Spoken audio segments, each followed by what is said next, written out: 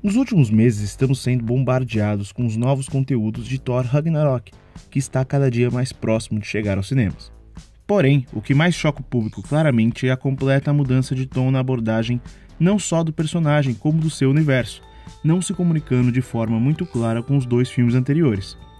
Mas a questão é, a Marvel está louca ou existem motivos que reforçam as alterações no Deus do Trovão?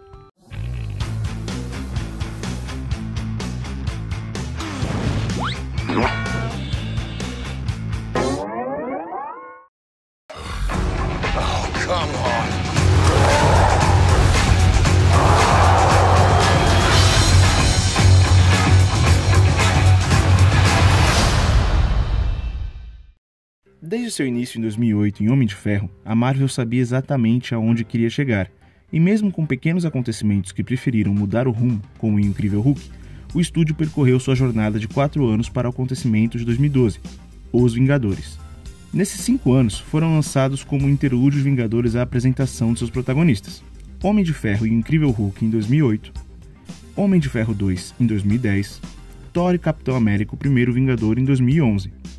Já em seu lançamento, o primeiro filme do Deus Nórdico foi o mais criticado, por aparentar ser um filme feito às pressas somente para introduzir tanto o Thor como o Gavião Arqueiro e mais indícios da S.H.I.E.L.D. nesse universo.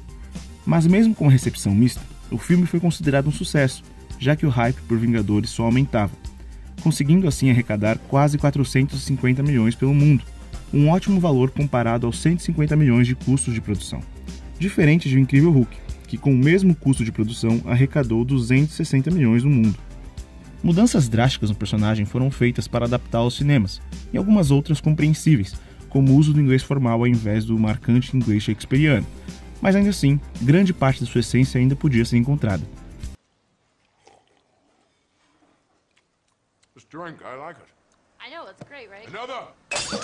Vingadores chegou ao mundo e não foi só um sucesso de crítica e de público, como também comercialmente, com seus $1,5 bilhão arrecadados pelo mundo, para um filme com custos de 220 milhões.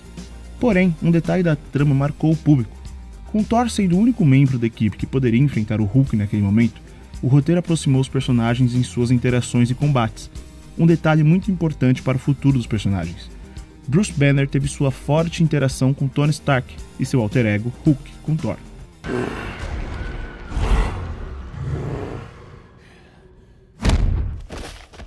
O planejamento do MCU continuou a todo vapor, e a segunda fase teve início com Homem de Ferro 3 em 2013, outro filme da Marvel com alguns acontecimentos que foram tirados de foco. No mesmo ano tivemos a estreia de Thor, Mundo Sombrio, e foi aqui o ponto de virada. Vamos aos dados. Homem de Ferro 3 custou $200 milhões e arrecadou cerca de 1,2 bilhão. Thor, Mundo Sombrio, custou 170 milhões e arrecadou cerca de 650 milhões. Capitão América, o Soldado Invernal, também custou 170 milhões e arrecadou cerca de 715. Guardiões da Galáxia teve o mesmo custo, tratou de um grupo de estreantes e arrecadou quase 800 milhões. Vingadores, Era de Ultron, custou 250 milhões e arrecadou 1,4 bilhão. E por fim, Homem-Formiga custou 130 milhões e arrecadou quase 520, um resultado satisfatório para o herói estreante.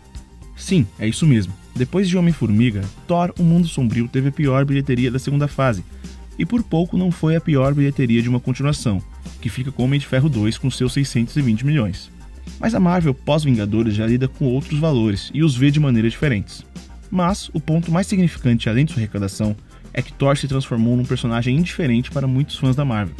O longa teve uma recepção muito morna da crítica e de seu público, que continuavam a reclamar da insistência de trazer Thor para a Terra, ao invés de ter seu foco num incrível mundo nórdico. Então assim, pequenas mudanças foram feitas no planejamento da Marvel. Jane Foster foi tirada de foco e apenas mencionada em Vingadores A Era de Ultron de 2015. Thor e Hulk também foram tirados de cena ao final do longa, e muito provavelmente isso foi feito não só para redefinir o futuro dos personagens, mas para também facilitar o trabalho dos irmãos Russo em Capitão América Guerra Civil de 2016, que trouxe o confronto de todos os heróis apresentados no MCU que estão na Terra.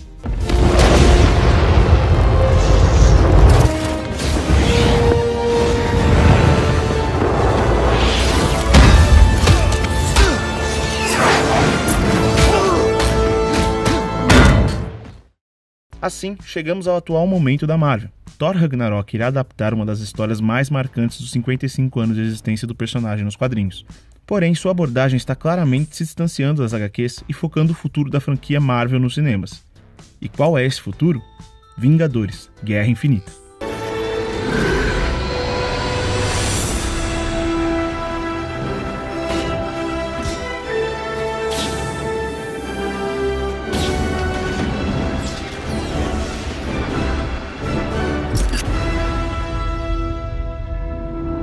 Em 2016, o diretor Taika Waititi mostrou na San Diego Comic Con sua desconstrução do herói no mockumentary Team Thor, que de forma completamente descompromissada e hilária apresentou aonde estava Thor durante os eventos de Guerra Civil. Algo que surpreendeu muito, deixou alguns fãs incomodados, mas claramente funcionou. Sim, a produção tem 8.2 de nota no IMDb.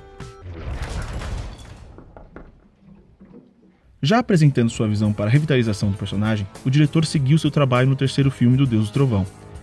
E analisando seu último trailer divulgado também na San Diego Comic Con, podemos perceber que ele bebe de uma fonte de sucesso da própria Marvel. Música oitentista, foco no time disfuncional, muita ação espacial e, claramente, um filme cômico.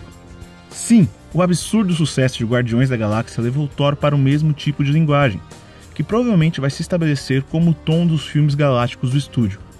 Porém, a Marvel abriu mão da abordagem original do Thor simplesmente por dinheiro? Provavelmente isso tem alguma influência, mas eu sinceramente acredito que não. Nas primeiras imagens divulgadas de Vingadores Guerra Infinita, podemos entender como a trama será guiada. Thor será a ligação entre os Vingadores e os Guardiões da Galáxia. O Deus do Trovão irá encontrar os heróis espaciais vagando pelo espaço após provavelmente os eventos de Thor Ragnarok. E com a linguagem das duas franquias aproximadas, o encontro será muito mais coeso em tonalidade, já que desde o primeiro Guardiões, muitas pessoas achavam o tom muito distoante do universo terráqueo da Marvel. Nesse pôster divulgado no evento, já podemos ter a certeza de como os times serão divididos nessa primeira etapa da vinda de Thanos à Terra. E bom, o uso do Incrível Hulk nessa retomada da franquia do Thor foi claramente uma necessidade, já que ambas as abordagens utilizadas no personagem dentro e fora do MCU não renderam um bom retorno financeiro, além dos problemas contratuais com a Universal. Como os poderes do herói não conseguem ser bem representados na Terra sem o uso de um personagem tão apelão quanto ele, levá-lo ao espaço com seres tão poderosos quanto, e ao lado do Vingador que mais se tornou associado ao personagem, foi o rumo mais natural. Até mesmo na animação Avengers Assemble, a união de Thor e Hulk foi refletida. Agora só nos resta esperar que Thor Ragnarok consiga definir a linguagem perfeita para o deus nórdico nos cinemas, e que os fãs do personagem nos quadrinhos também consigam ver seu querido personagem nessa abordagem que se distancia tanto do Thor que já conhecem.